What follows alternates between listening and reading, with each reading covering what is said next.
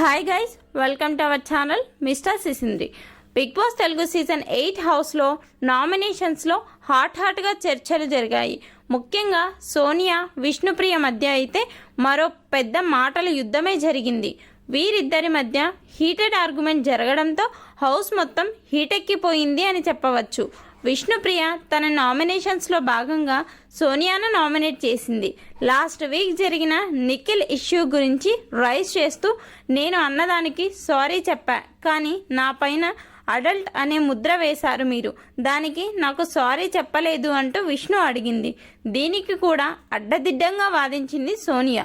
నీకు అది కామెడీ ఏమో, కానీ నాకు కాదు, మన ఇద్దరి మధ్య ఆ ర్యాపో లేదు, నాకు అది అడల్టే అంటూ సోనియా చెప్పింది.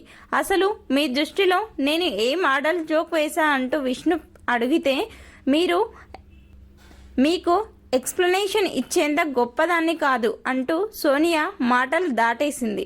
మీరు ఒక్కళ్ళే తెలివైనోళ్ళు కాదు, పిల్ల బచ్చా జోకులు వేసుకునేదాన్ని అడల్ట్ అని ఎట్లా అంటారు అంటూ విష్ణు అనేసరికి బరాబర్ ఇప్పుడు కూడా అంటూ మరోసారి సోనియా అదే మాట అంది. దాని తర్వాత విష్ణుప్రియపై పర్సనల్ అటాక్ చేసింది సోనియా. బట్టలు సరిగ్గా వేసుకొని ఒక మనిషి పక్కన నిల్చోవాలి అన్నది కూడా నీకు తెలీదు. ఆయన ఒకవైపు అన్కంఫర్టబుల్ అంటున్నా కూడా ఆయన పక్కకే వెళ్ళి నిల్చొని చేసిందంతా ఏంటి? నీ మాటలు చేతలు హౌస్లో అందరికీ అలానే అనిపిస్తున్నాయి అంటూ ఎవరి గురించి అనేది క్లారిటీ లేకుండా విష్ణుపై పర్సనల్ అటాక్ చేసింది సోనియా. దీనికి అసలు ఎవరు నా వల్ల అలా ఫీల్ అయ్యారో వాళ్ళు చెబుతారు, వాళ్ళ గురించి మీరెందుకు చెబుతున్నారు అంటూ విష్ణు అంది.